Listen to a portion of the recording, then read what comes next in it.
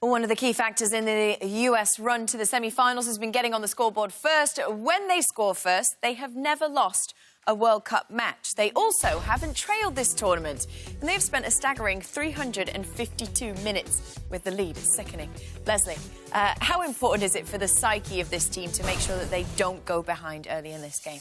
Well, yeah, I think it's very important. Obviously, this gives them confidence, the fact that they have started this strong, right? But it's not ideal in a World Cup to have an easy group play and not have to weather a storm and be down a goal, because you haven't been in the situation until the semifinals if you do go down a goal. However, it's the U.S. And mentality-wise, this team is ready for anything. So I am confident that even if they do go down a goal, that they will be able to respond. Because if you look back, especially at the 6 months prior to this World Cup, the U.S. was down a goal multiple times. So I'm not too worried about it.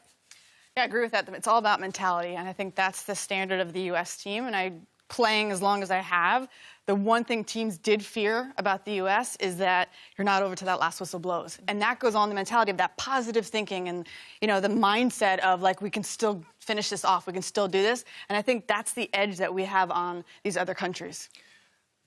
Love it. Love it. I have to say that my one concern, and I hate to keep bringing it up, but is Alyssa Naeher. I think when we talk about us scoring first, I know the England side also scores first early as well.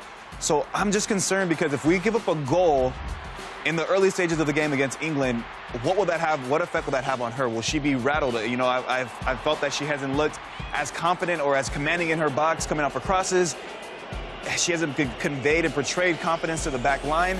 So I'm just concerned that if we do now go down a goal early, what's the response going to be from her? What version of Alyssa Naeher are we going to see? I hope that it's a positive one and she comes to the occasion, but I'm just a little bit concerned. I agree. That's where we're going to have to see a leader step up. Yep. You know, someone's going to have to just give her a pat and say it's okay. Yep. You know, like, let's move on.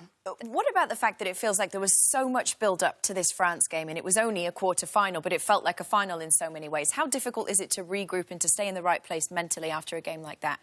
It's tough. You know, we did it in 2011. You know, we came off a brilliant quarterfinal winning against Brazil, won that next game, and then we just kind of lacked that finishing piece, and we lost in the final. So you do come from this high down to a low, and U.S., I think, being in that, some of the players were there. Hopefully they can manage the locker room and tell the players and tell that story of, like, that emotion and kind of get them back on their front foot and get into this next game. Yeah, and the team learned from that, and I think this is a team that played England in March in the She Believes Cup, and this England team tied them. And not only tied them, but played them very good. So I think if any team is ready for England, the U.S. has been preparing for it and truly taking it game by game, that they know how good this England side can be. You're right there, Mo. I was going to give you time to come back. I mean, you didn't have time. No, that's right.